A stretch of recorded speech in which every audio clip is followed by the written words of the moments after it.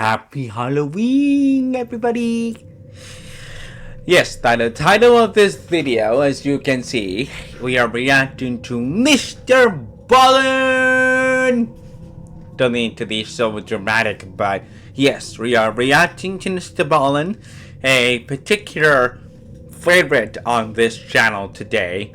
And throughout the month of October, right up to Halloween, we are going to react to one or all or some of his videos.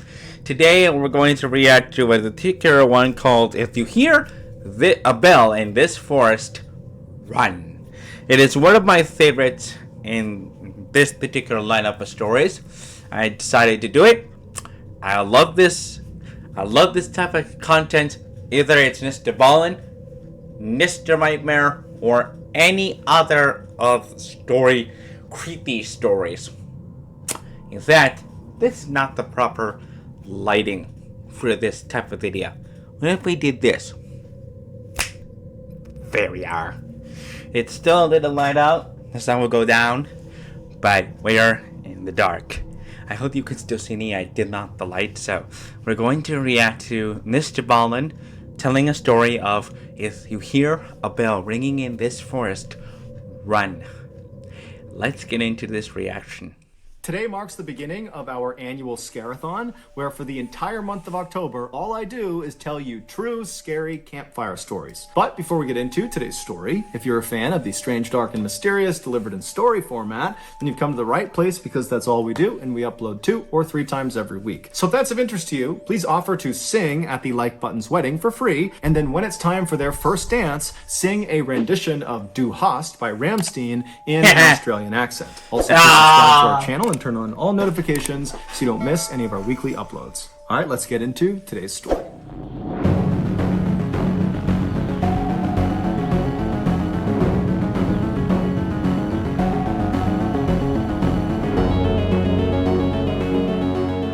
In June of 2019, an 18-year-old girl named Bella wrapped up her first year in college and headed home for the summer. Her family lived just outside of this small town in France that was tucked up in the mountains and surrounded by this huge forest. And so growing up, Bella spent a lot of her time out in this forest, either by herself or with her father or other members of her family. And so she knew the forest like the back of her hand. Her favorite place to go in this forest was the man-made lake that sat kind of at the center of this forest. It wasn't huge, but it was a beautiful view. It was very peaceful, and so she liked going out there. The way she would get to it is she would leave her house, she would hop in her car, she would drive a couple of miles down the road, and she would pull off into the shoulder of this road, and there was no signage that said this was the pull-off to get to the man-made lake. This was an area that she and her family had discovered, that there was this particular trail you could take. And so she would pull off at this shoulder, she would get out, and she would turn away from the road and just walk directly into the trees, which butted right up against. See, if I did that, if I go to this lake, if I go to any part of this entire forest, I'll be hightailing it out of the shitty forest. Not kidding. The road. And very quickly, after walking into the woods, after going through some thick underbrush, she would reach this kind of clearing and she would see up ahead this little stream. And off to the left side of this stream is what looked like this kind of beaten up little footpath, but actually what it was an animal trail. So animals just kind of made their way around this area all the time, and so it kind of carved out a path. And so Bella would walk down to this animal path, and she would walk along the path that kind of went parallel with the stream, and she would walk for maybe 15 or 20 minutes until this animal path veered hard to the left, kind of went away from the stream. At that point, Bella would abandon the animal path and just continue walking along this stream, both stepping in the stream on some rocks and standing on either side when she could. And she would follow the stream due north, just going straight into the heart of this forest for about an hour, walking at a fairly leisurely pace until the stream connected with this east to west running river. And at this point, Bella would turn left, facing west, and she would follow along this riverbank about 20 minutes until the river fed into the man-made lake. And so she would stay at this lake, sitting on a rock, enjoy the view, and look at the animals, and listen to nature all around her, and then at some point she would turn around and retrace her steps all the way back to her car. For reference, one leg of this journey from car to lake, or from lake to car, took about 2 hours. Part of the reason Bella really... 2 hours? Just to get from car to lake or lake to car? That's 4 hours worth of traveling from those distances. Oh, no, no, no, no, no, no, no, no, no. Enjoyed being in these woods and being at this lake was because it just kind of felt like they were hers. Because up until this summer in 2019, the only other people that Bella had ever seen anywhere in this forest or near this lake were other members of her family. So it really felt very private. So in June of that year, Bella comes home from college and almost immediately she wants to go out to the man-made lake because she hasn't been in months. She's been in school. And so she's eager to get back to some place that she kind of considered to be her happy place. So one morning she gets up early and by herself, she leaves her house. She hops in her car. She drives the couple miles down the road. She pulls off onto that shoulder. She parks her car. She hops out. She turns away from the road. She walks into the forest. She finds the stream and starts walking along that animal path right to the side of the stream. She walks for a few minutes until she reaches the point where the trail kind of cuts to the left and she just stays on the stream and is just continuing walking along the stream. And about 30 minutes later, when she was maybe 1 or 2 miles short of the east-west... Sorry, folks. I'm just trying to... I got a message from a friend here.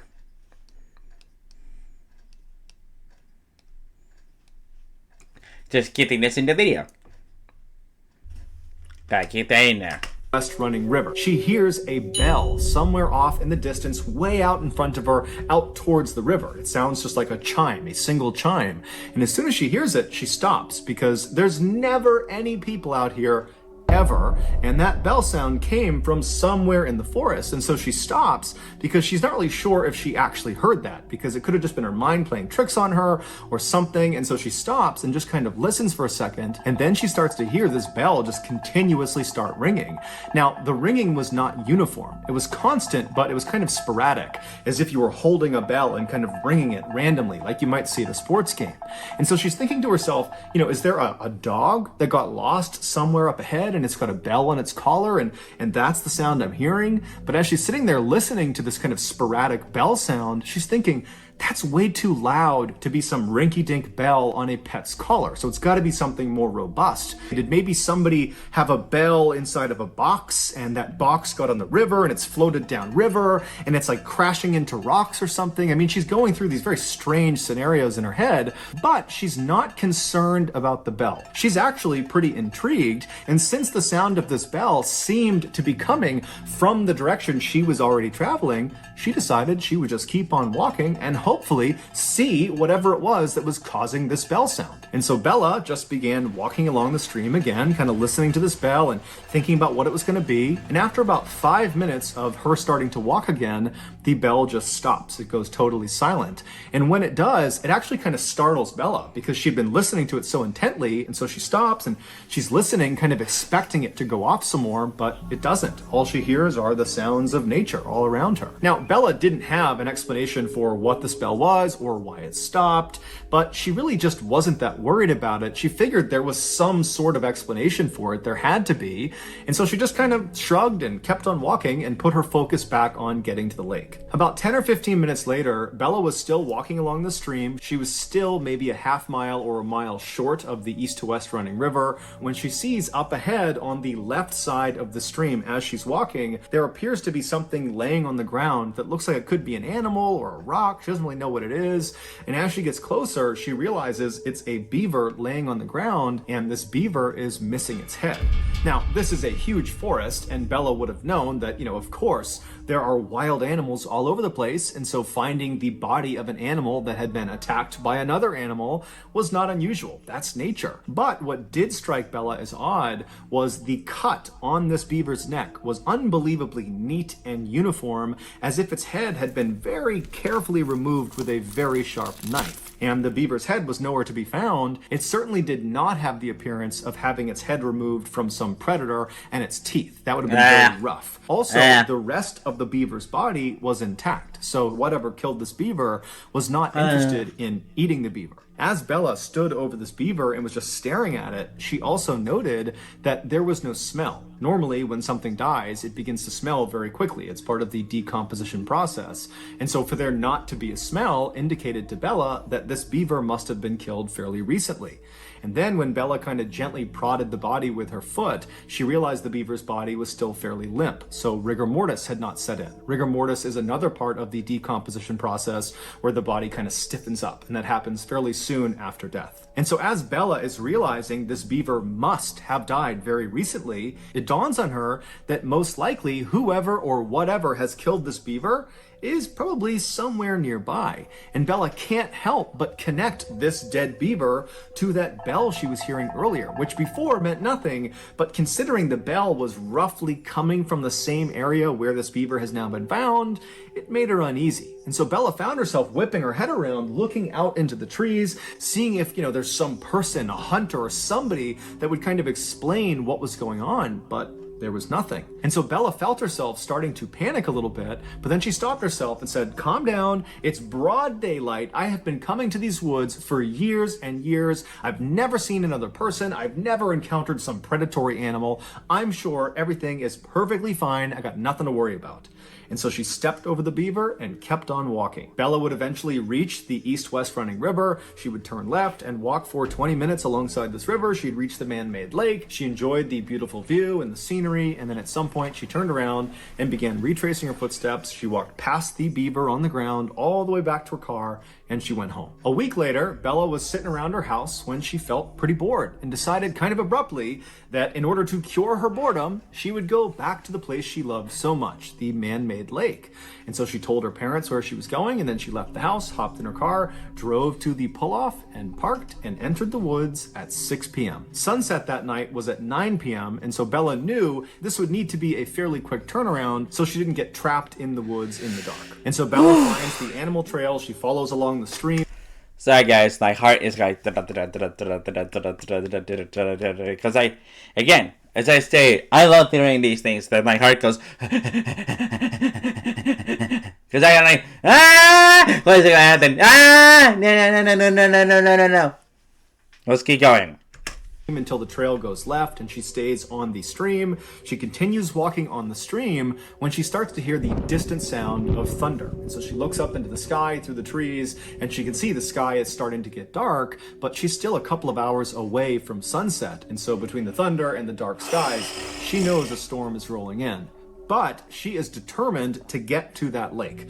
And so instead of, turning around and saying, okay, I'll come back another time, she just starts jogging along the stream to get there as fast as she possibly can. And almost immediately as she's jogging, the raindrops start to fall. And by the time she passes the beaver corpse on the ground, it hadn't moved, the rain was really coming down. And then about 15 minutes after the corpse, when she hit the east-west running river, that's when the rain was at a full downpour. Still, Bella turned at the river and continued west towards the man-made lake as if she was going to go all the way. For the fans, if you see me jumping at thunder, I have a severe phobia of thunder and lightning. I hate thunderstorms. So you get to see this. You guys didn't ask for it. I did it. But only about a minute or two into this final leg, she still had about 20 minutes to get to the lake. She stops herself and she looks at her watch and she can see it's after 8 o'clock already. And she's thinking to herself, if I turn around right now, it's going to take me over an hour to get back to my car. Sun sets at 9 p.m. It's after 8 p.m. now. So already I know I'm going to have to navigate this forest at night in the dark, even if it's just for a little bit at the end. And if I go all the way to the lake and then come all the way back to the car, I'm going to be in the forest after dark for no. I'm confident I can do that, but it's also pouring rain. I'm cold. If I get lost, this could turn into a very bad situation. And so she ultimately decides that even though she really wants to keep going, she needs to turn around. She needs to head back. And so she turns around and she walks back up alongside this east-west running river to where the stream fed into that river. She turns and begins walking south along this stream, headed back towards the car. On her walk, because the visibility was starting to get quite bad because it was so dark, she had her head down at the ground because she didn't want to trip. She's stepping on rocks, she's stepping on muddy areas. She wants to make sure her footing is solid. And so her head is down, the rain is pounding all around her. Jesus Christ. For about 15 15 minutes when all of a sudden something hits her in the top of the head. And so reflexively, she looks up and kind of puts her hands in front of her face to protect herself, and she sees what she had just run into. It was the beaver corpse. It was hanging from a string that was dangling off a branch right above her. And this beaver's head had been retrieved, and the head had been stitched onto the front paws of this beaver. And so she's... Ew, no, no, no, no.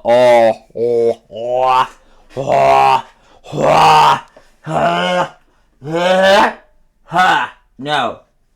Who the fuck does that? Why? Who does that? Who in the right mind will stitch a beaver? Nope, I'm not going there. I'm just gonna keep going.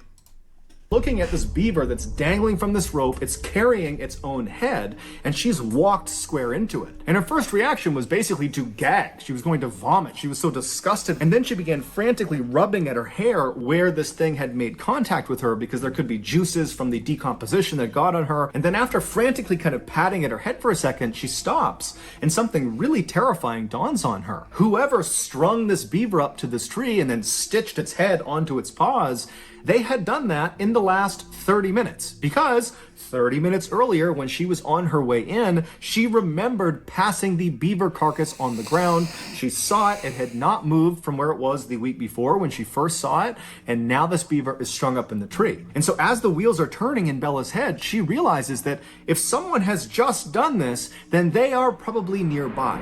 And at this point, it's really starting to get dark. The rain is pounding all around her, and she starts whipping her head around, looking in all directions to see if there's someone out there that did this. But as she's looking, all she sees is just dark forest in all directions. And she knows she's at least 1 hour, even if she runs from her car.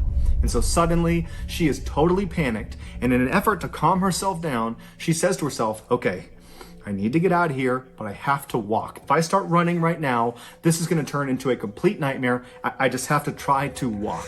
And so she walks around this dangling beaver corpse and starts walking along the stream. And as soon as she's past that corpse, she feels the hairs on the back of her neck stand up. She can hear movement behind her. She doesn't know what it is. It could be a deer, it could be some animal, but she's too afraid to turn around. And even though she was trying to tell herself to calm down, just keep walking, you're safe, you're freaking yourself out, everything is okay. As she's walking, she could feel herself starting to speed up until finally she was just running down the stream, sprinting. Oh, I'm getting anxiety. This story is getting me anxiety. Oh my god. Oh, I don't think you can understand. I'm biting my nails. It's like giving me anxiety. I have like our heart's going because I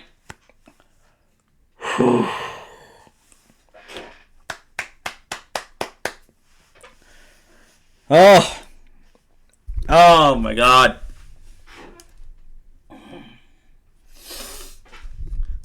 See, I'm good with watching these things without headphones. Like, if you put headphones on me and listen to this story, it gives me anxiety, and I'm adding like it's like,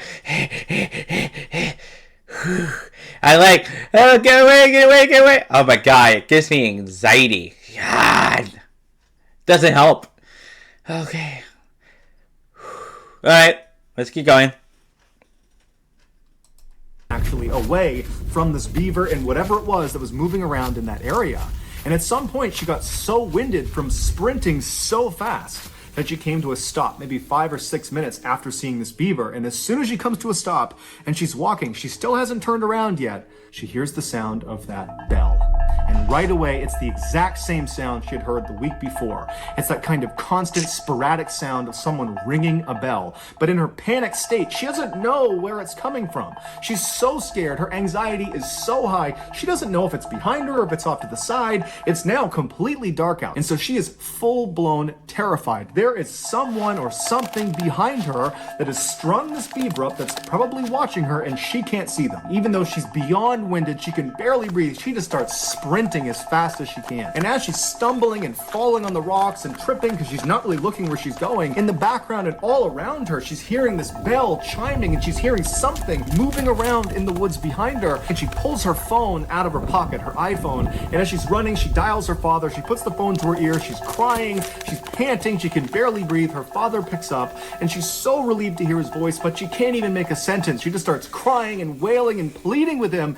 Dad, come out to the forest. Meet me at the spot where the trail veers away from the stream. Meet me there. There's someone in the forest that's chasing me, and I can't see them. Her father, on the other end of the phone, he didn't know what to make of this, but he could hear the primal fear in his daughter's voice. And so he didn't ask any questions. He said, stay on the line. I'm coming to meet you right now. So Bella's father and mother, with Bella on the line, they run out of their house. They hop in their car. They speed the couple miles down the road. They park next to their daughter's car. And as they're running into the woods, they can hear way off in the woods the sound of the bell. They can hear the bell. They hear their daughter screaming on the phone. They can hear the bell coming through the phone, and she's begging them to please come into the woods, come in here, save me. And so the parents run into the woods and they begin running up the stream. Meanwhile, Bella, who's way out in the woods, she's still 10 or 15 minutes away from her parents. She is barely able to run at this point. She's exhausted almost all of her energy, and as she's getting closer and closer to her parents, the sporadic bell sound is getting louder and louder and louder, like whatever it is gaining on her. And she can hear behind her all these sticks and branches. They're breaking as if something is coming up to her.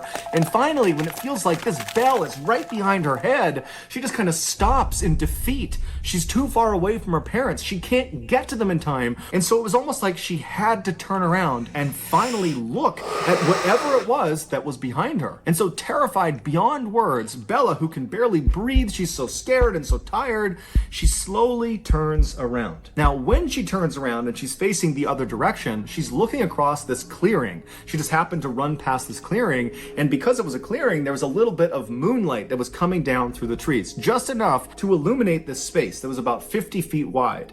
And as she's looking across this clearing, at first, she doesn't see anything. And then this tall, dark figure Oh my God! the clearing, and as soon as it steps in, she can see it's got a bell at its waist, and with every step it took, it would violently ring the bell, causing the ringing sound. And so this thing starts moving into the clearing, and as Bella is staring at it, it was like time slowed down. She could not process what she was looking at. She didn't know what she was looking at. All she knew is whatever or whoever this is, they're coming straight at me. And so Bella suddenly got this unbelievable adrenaline rush. It was like her body went into autopilot to save her, and she turned around and began sprinting faster than she'd ever sprinted in her life. And as she ran, all she could hear was the sound of that bell, which she now knew represented steps this thing was taking. And so the bell was getting faster and faster and louder, and she knew it was gaining on her. And she began lying and screaming out loud that, I'm on the phone with the police, they're right up ahead, they're gonna be here any moment. But whatever it was that was behind her, they weren't phased. They were just charging ahead, gaining on her second by second. Meanwhile, her parents had made it to the meeting spot, but her father, he felt like, I can't just sit here. And he just starts charging into the woods. He can hear his daughter screaming. He can hear this bell getting louder and louder. He just starts running towards it. And sure enough, seconds later, he sees his daughter come bounding out of the forest, and she leaps into his arms. He just grabs her, turns around, and runs with her back to the meeting spot. He grabs his wife, and the three of them just charge out of the forest, back to the parking lot, back in their car, and they speed off. In the car, all of them are crying. They don't know what to make of what just happened. Bella's trying to describe it, but she can't. And her parents, they had been on the phone listening to their daughter screaming, and all they kept saying to each other, the parents, was, I heard the bell. I heard the bell. I heard the bell. As if the bell confirmed their worst nightmares. That there really was someone or something out in those woods that was trying to do harm to their child. They would drive straight to the police station where Bella would file a report about what she experienced out in the forest. And then afterwards, her parents, as a precaution, took her to the hospital where she was determined to be okay, besides some bumps and bruises from falling down. The following morning, the police went out to the forest, to the area where Bella Bella had explained where she had been, and they searched all along that animal foot trail and all along the stream, but they never found any sign of this dark figure with the bell. Bella would tell police that she had a handbag, and as she was running back, she dropped the bag. She remembered where she dropped it along the stream, but when the police went to that area, the bag was gone. Also, the beaver was no longer there. It was not tied up to the tree, it was not on the ground, it was gone. The only thing police found that was out of the ordinary was they found a little ways off from the stream, basically along the path that Bella would have been running on, they found a t-shirt neatly folded placed underneath a rock. But the police and Bella and her family have no idea what that signifies. Ultimately, the police told Bella and her family that more than likely what she ran into was some kind of mentally unstable person that was living out in the woods, and perhaps when Bella came into the woods, they felt like she was on their property, and so they kind of tried to scare her off. But Bella has a hard time accepting that. She felt like, as she was running from whoever was behind her, that she was in mortal danger. That had it not been for her father running into the woods and literally grabbing her and running with her the rest of the way, that she may not have gotten out of the woods at all, that she might have been attacked and killed by whoever this was. She also can't help, when she looks back at the entire experience, thinking about that moment when she turned around and looked across that clearing and saw this figure come into the moonlight for the first time. That when it came into the moonlight, the way it was moving, the steps it was taking, they weren't normal, they were abnormal. There was just something off about this thing's movement, that it didn't seem like she was looking at a person, but rather some big animal. But regardless, since her ordeal, there have been no strange sightings out in those woods. However, almost no one ever goes in those woods except for Bella and her family, and Bella and her family, they don't go in those woods anymore. So whoever or whatever is out there is still just out there. So that's gonna do it, guys. If you found the secret in today's episode, let us know in the comments section what it is and where you found it. And if you're the first person to do that, we'll pin you at the top of the... Oh my god! I'll let him finish. The comments section.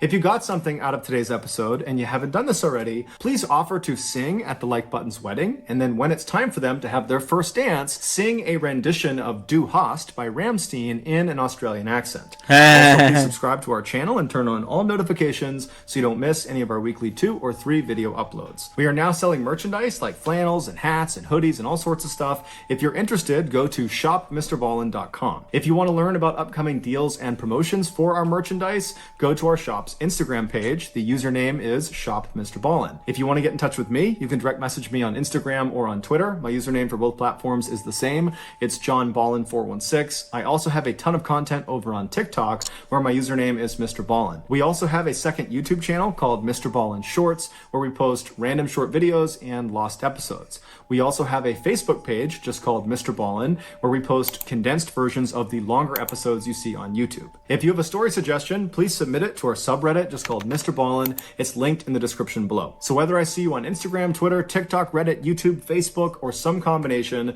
just know that I really appreciate your support. And until next time, that's going to do it. See ya. Oh my god. Okay. As someone with high anxiety, I didn't think this was going to affect me and make me very, very, very anxious. If you like MrBallen and you liked his content and you enjoyed this video, I would suggest you check out the original video and his content down in the description below. And I'm sorry, I'm not out of breath. I didn't think it was gonna be scary. Yes, this atmosphere should be darker. But anyway, if you liked what you saw today, consider subscribing, liking the video, and leaving a comment as to what other MrBallen content or any scary story that you want me to do next time. Remember, these are my social medias. Go follow me on Twitter and Instagram and on Threads.